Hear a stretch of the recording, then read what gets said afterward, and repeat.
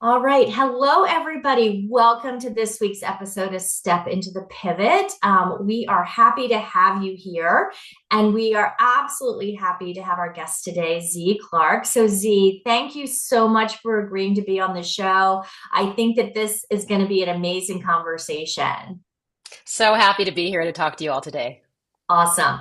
So before you came on, I was just saying this as we were just kind of talking before we started is Evie comes on and she goes, I have so many things going on, so many things going on. And I said, I think this conversation with Z is going to hit right in the perfect time. Evie, do you want to say a few things? Yeah, absolutely. Z, welcome to the show. It's so great to talk to you because one of the reasons I was bringing up with Teresa that I was just noticing that I was too busy is in the interest of applying some solutions and some insights that we've learned both from our own work on ourselves and also from our wonderful guests who come on the show and then share their own wisdom gems and experiences.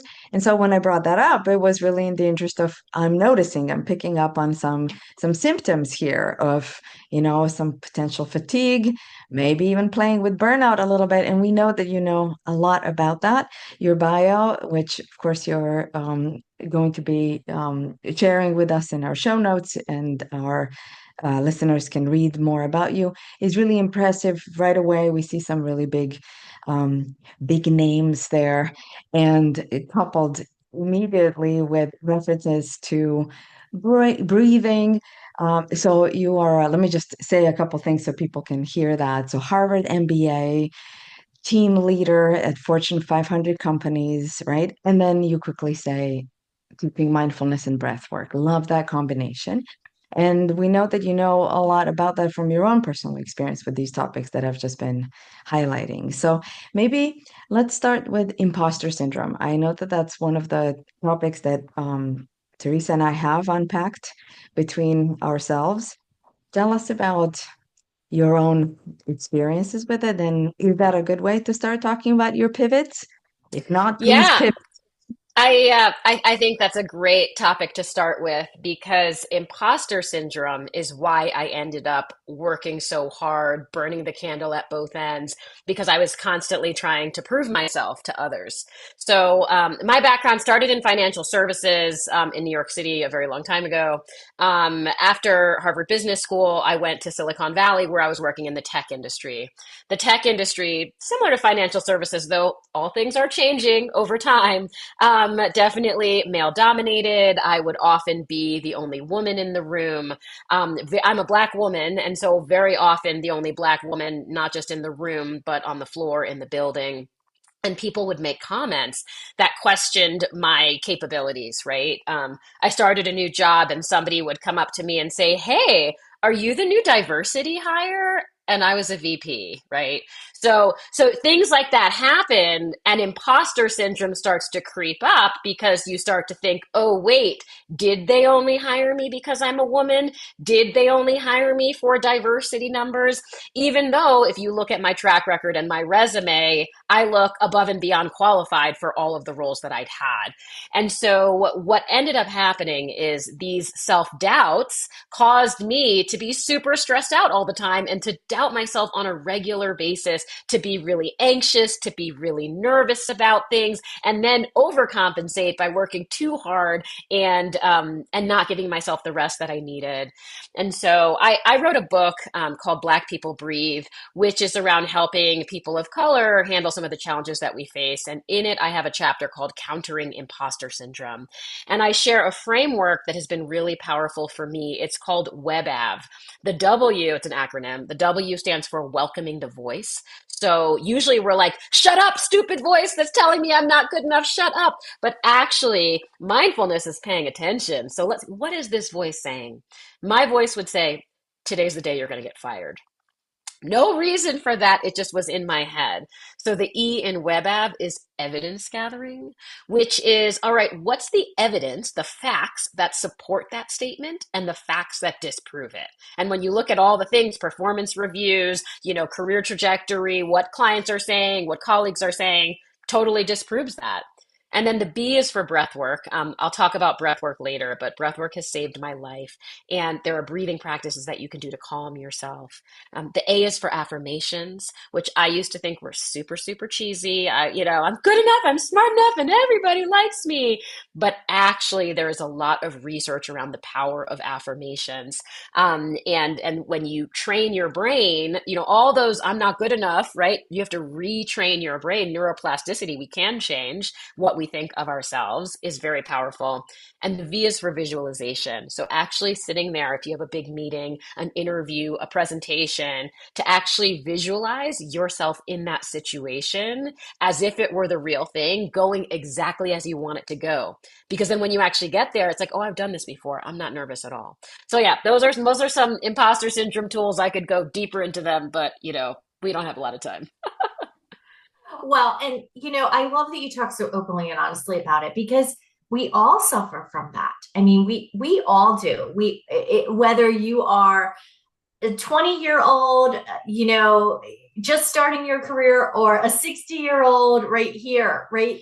Everything in between. There are definitely times where we all feel that way. So I love your WebAV. I mean, I think that could be the title of this episode, and maybe it will be. So, Evie, what do you Yeah. have to add there? I'm curious, Z, how do you define imposter syndrome, or Mhm. interpret, or what have your observations been around what all goes into it?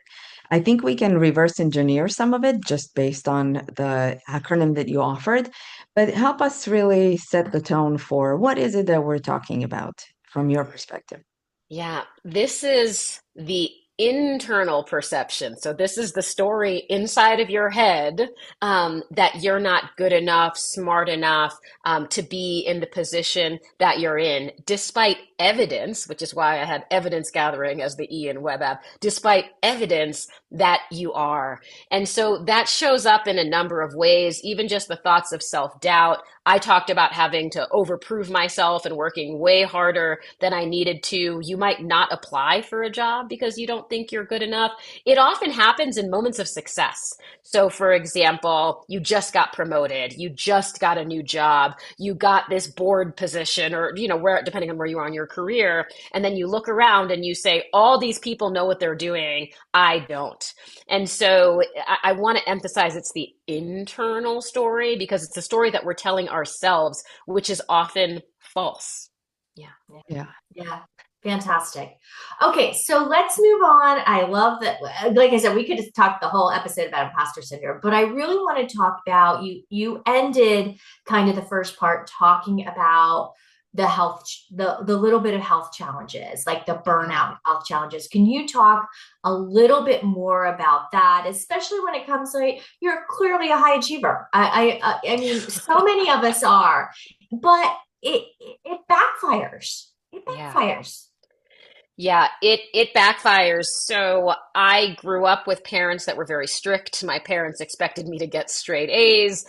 When I was 2 years old, my parents trained me to answer the question, "Where are you going to college?" And the answer was Harvard or Yale. And I didn't know what college was, and I didn't know what those words meant.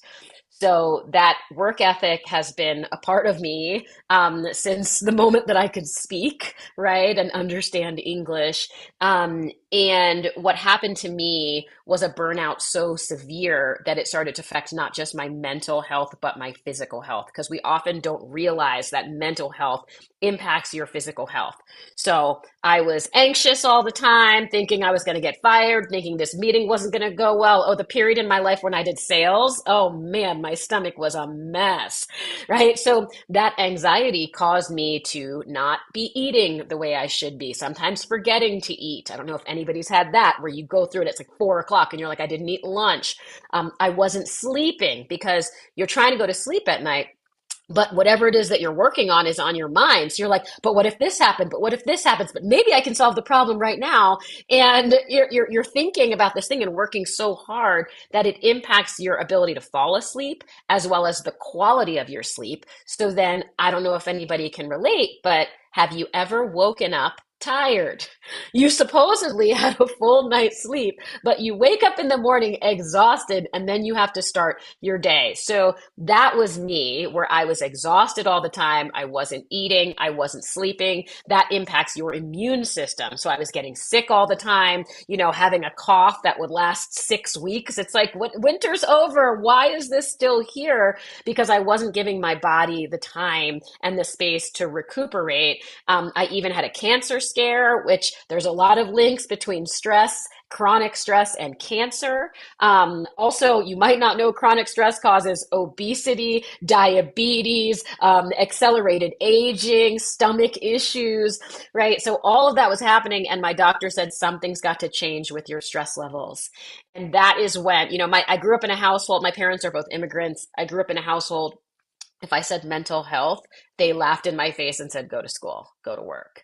But physical health, they understood that. So this was physical health, and I took it seriously. I quit my job. I went to India. That's where I got my yoga teacher training. I became a sound healer with Tibetan singing bowls. I discovered breath work and all of these tools that helped me to feel better than I'd ever felt in my entire life.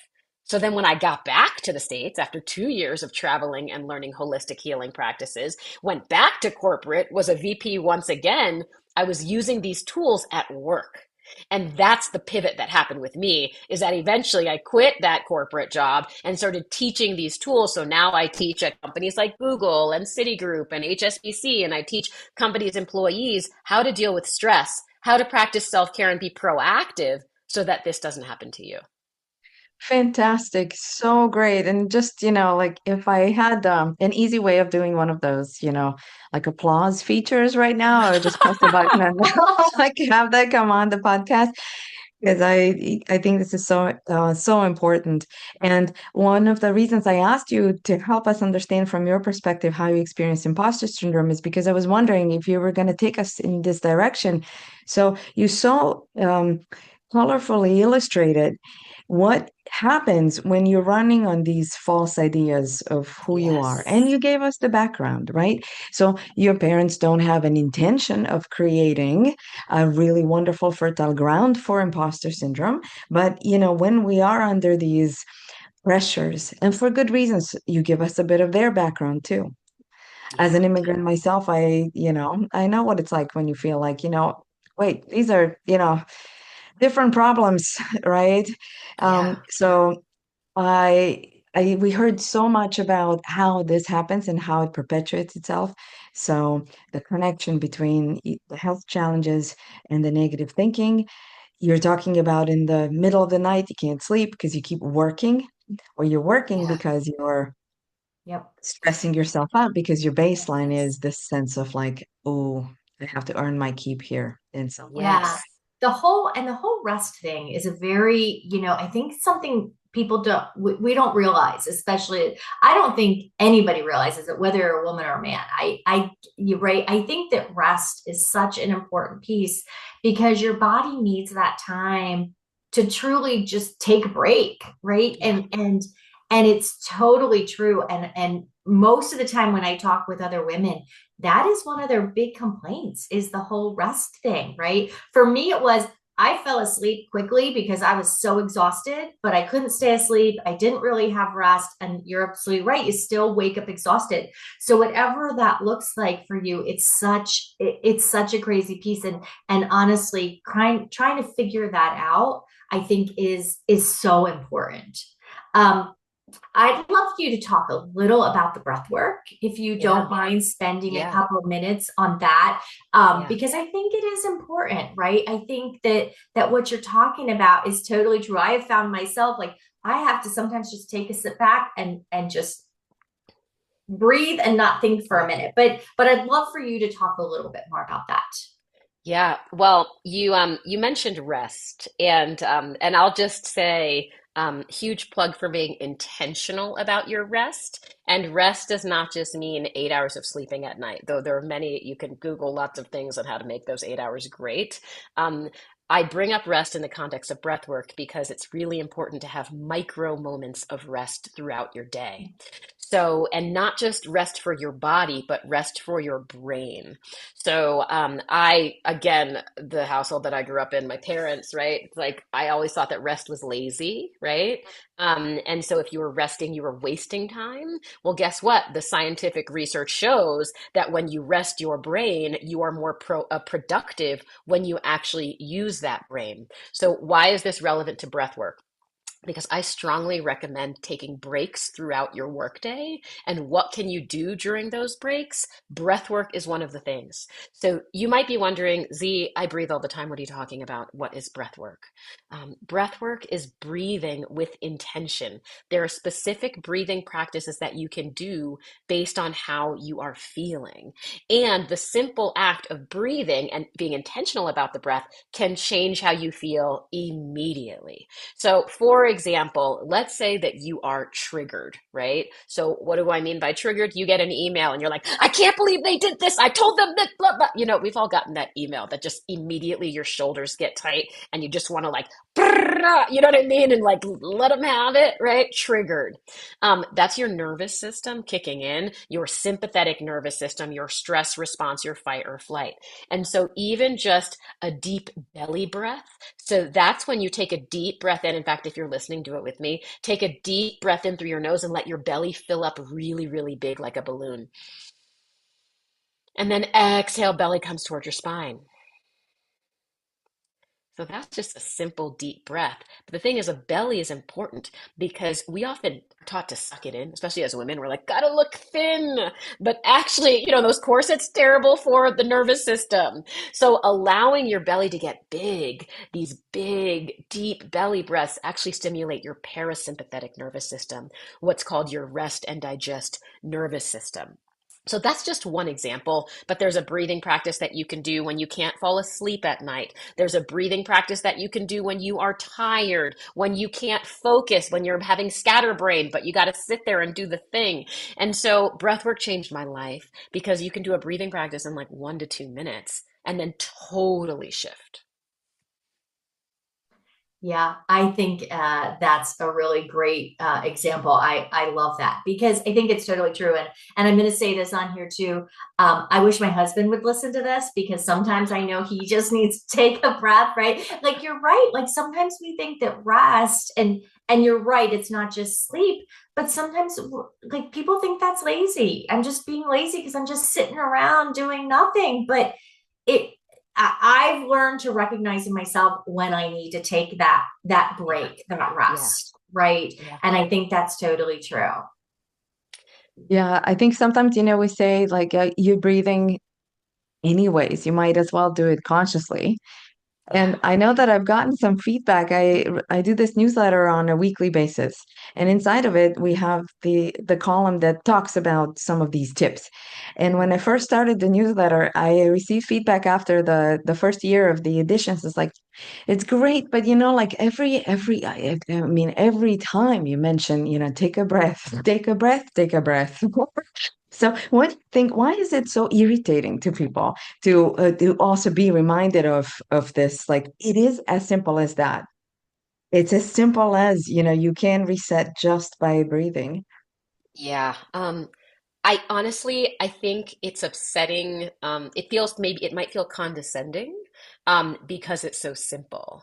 There are also people that are just like, "Don't tell me what to do," or the like just take a deep breath, and it's said so flippantly. But in fact, the deep breath, just that simple one, is also extremely effective. Now I can share with you box breathing, that it's like count of four, inhale, hold, exhale, hold. There are all these very formal breathing practices as well. But I think that it's too simple. People are like, no, it couldn't be that That's it. simple. Yeah. Yeah. Yeah, I think that's it. I think so. What I'm wondering if you could highlight for our listeners is the impact of cumulative benefits. Because I think, even when Yes. folks are, because I think you're right. There is a lot of very condescending tone when it comes to self-care and Mhm. flippant and very much like, well, it's just as easy to put the mask on first. But Yeah. how? How do I do it? So even when we're giving, granular, really good advice, Yeah. I think that it's really hard. The irritation comes from this, like, it can't be that easy, can't be that Yeah. simple. Can you highlight the cumulative benefits? Yeah, so there's a lot of medical research that shows that intentional breathing practices lower your stress levels, your cortisol levels. They help you to sleep better. They lower your blood pressure. The other thing is that when your body is getting more oxygen, right, you're going to be functioning at your highest performance, both physically, right? If you think about professional athletes, breathing is like one of the one things they need to learn. But we are, those of us that work in offices, we are brain athletes, and your brain also needs that oxygen. So, are you a better decision maker and leader when you are calm? Or are you a better decision maker when you are extremely stressed out? And when you are extremely stressed out, let me tell you, you're breathing more shallowly, your muscles are tense, your shoulders probably come up to your ears. And guess what? You're probably not a nice person at that moment, right? You snap at your kid, you snap at your partner, you snap at your direct report, and you didn't mean to. You might not even know that you're doing it. And so the long-term effect of practicing breath work, which is regulating your nervous system, is that you feel better in your body. You feel better in your mind, your spirit, your mood is better, which helps you to be a more effective leader. If you're an individual contributor, a more effective problem solver and executor, and also a better person to the people that you love. That is absolutely true from personal experience. I think you are spot on. You've given us so much good advice that folks can implement, and it's so nice to see you in you're a natural teacher. Theresa, why don't we ask Z some more personal questions? Because I think she's done a lovely job of. Well, I would like to ask about, how you teach people to prioritize their self-care, right? Mhm. Breath work's a big part of it, but everybody's busy. Everybody needs to get this done. I mean, and you talked a little bit about it, but I know you really spend a lot of time talking about prioritizing self-care. And I think it's Yeah. something that we don't do enough of. We Mhm. don't prioritize ourselves. And that flows down to, like you were mentioning, our families and stuff. Can you just talk? I'd love to have you just talk a little bit about that. Yeah. Um, this topic is very close to my heart because I did not do it, because I completely ignored it. And then I woke up sick, right? And shocked about it. Just like the plants that you have, if you don't water them, guess what? They die. Our bodies are no different. And so for me, my personal self-care journey started with awareness, right? Now, hopefully you don't get to the point that I did, but just being aware of like how you're feeling. One of the things that I recommend is when you wake up in the morning to have a daily check-in before you even get out of bed or talk to anybody or pick up your phone. Good morning, Z, how are you? Using your name, actually in the third person, helps you to feel cared for. And then you can respond and check in. I'm tired today. I'm feeling kind of vulnerable because I read that thing in the news last night, or I'm excited. I'm pumped. Like I'm ready for the day, right? And just acknowledging, being mindful of how you're feeling can help you shift your day and give yourself what you need. So if you're tired, maybe you take off the low priority items that don't actually, who's had a to-do list that you didn't need to do everything on that list today? You feel like you're a failure because you didn't do everything on the list, but guess what? Like three of them didn't need to be done today, right? So what can you take off your list? Or if you're feeling vulnerable or sad or something, do you need to make a phone call to your best friend, right? Or ask somebody for a hug, your partner or your kids or something like that.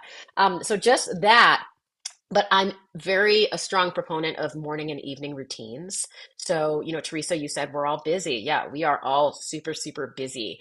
And in the middle of the day, it's much harder, even though take breaks, put breaks on your calendar, 5 minutes, go eat lunch, not in front of the computer. Okay. Like things like that. But when you have the most control is when you first wake up and when you're about to go to sleep. And so being intentional about what that routine might look like for you. Maybe in the mornings it's setting an intention, or if you have time to do exercise. I'm a big fan of 10-minute, 15-minute HIIT workouts. So the high intensity interval workouts where, don't, they just do the quick things, right? But, journal, meditate, whatever it is, what are you doing in the morning? And then in the evening also, like screen time is going to be bad for your sleep. So maybe having a screen deadline before you go to sleep. Maybe you are having a regular go to sleep at the same time, wake up at the same time, because the whole weekend sleep in, catch up thing is actually really bad for your circadian rhythms, and bad for your whole system. So basically, it's about being intentional. I'm not going to tell you what to do because everybody is different, but it's the morning and it's the evening. Yeah, I love that because I find I have to be very intentional, especially my morning for sure. And I love that you talk about a to-do list. So I am a keeper of a to-do list, but I use mine differently. I keep a to-do list because then I've written it down and I don't have to think about it again. It doesn't mean I have Mm, to get everything done on that list today. It takes it out of my mind though, so yeah, I'm not thinking about it at 2 a.m. is what I yeah, found works for me. But sometimes, right, you have to find what works for you. And that's what self-care is really about. Um, I wanted to kind of just ask you if you have any last tip for, our listeners or yeah, anything else you would want to say. And then I'll let Evie kind of give her last thoughts and yeah, anything else yeah. you'd like to say about that. Yeah, I think that we all get so busy and then you just get swooped up into the schedule. And so I want to invite everybody to make a list. If you were to finish the sentence, I feel restored when. I feel restored when. Make a long list. When I take a bath, when I go for a run, when I go out to lunch with my girlfriends, when I take a nap, when I get a massage, right? Like when I go for a walk, like whatever that might be for you, but make a list so that when you're having a day, you can look at that list because you're not thinking straight when you're having one of those days. Look at that list. The other thing is to be proactive about that list and put something on the calendar. Book the massage a month in advance so that you're like, oh, what do I have to do today? Oh, I have a massage at 4 o'clock. Amazing. I thought about my future self. And You have it to look so forward to, too. yes, exactly. So, thinking about what helps you to feel restored. And then I just want to end with this mantra that's been really powerful for me, which is today I choose me. Because we often put other people first, especially as women, right? Our family, just work, everything. We just put everybody first. But you cannot help others if your cup is not full. So, if you were to have that mantra today I choose me, how might that impact your choices, how you spend your time, your priorities? Awesome. Beautiful. And Z, what are some of the things to watch out for? Let's say we're really on board with everything that you're saying, Yeah. and we are being proactive. So that massage is on the calendar, and Okay. I do Uh-huh. have, Yeah. my a couple of things that are going to help me remember that I feel restored when Yeah. I smell lavender. What are some Yes. cues that you find, especially maybe as you work with teams, so on average, okay, don't ignore this. Here's a little signal that right now is small, but if you ignore it, it's Yeah. going to snowball. What are some of the key things that these days you're noticing people should be paying super close attention to? Yeah, I want to bring it down to the basics of human needs. So that is food and sleep. Pay attention to your sleep. How are you sleeping? How is the sleep quality and how do you feel when you wake up in the morning? Also want to pay attention to meals because we don't realize when we start skipping meals, that's a huge sign that, and I know we're all different, we have different needs, but your body needs something at a certain cadence, whatever yours is. And if that starts to change because you're too busy, notice that. The other thing I'd say is mood. Notice your mood. And you might, sometimes it's hard for us to notice what our mood is, but you know what you feel like when you're feeling amazing, right? And cumulatively, if you start feeling less amazing, particularly around your motivation, like how excited are you to start your day and do the things? I'm not saying, look, I'm realistic. It's not like every day you have to be super stoked about all the things, but like you know what your baseline is. So when you start noticing a difference, like that feeling of dread, and if that feeling of dread starts to be more and more about the things that you need to do, that's a moment to pause and just take a look and reflect and see, how can I be more proactive? All right. Amazing. You gave us so many little tidbits that a lot for everybody. So Z, thank you so much for being here today. Thank you for sharing your story. Thank you for sharing this amazing pivot because I know the work you're doing now is amazing and that you love it and all of that shines through in you. So it tells people who are afraid of doing something different that that can be done too, honestly. Evie, any last thoughts? And Z, again, thank you so much for being here. Evie, any last thoughts from you? Thank you for being such a role model. It really is clear that you have lived these experiences and that you are, turning around and saying, "Hey, everybody, if you do these things, they work, they will help." So I really appreciate you here, speaking from this lived truth. Yeah. And yes, and the this idea that it's an ongoing Yes. job. It's ongoing work. It's not one and done.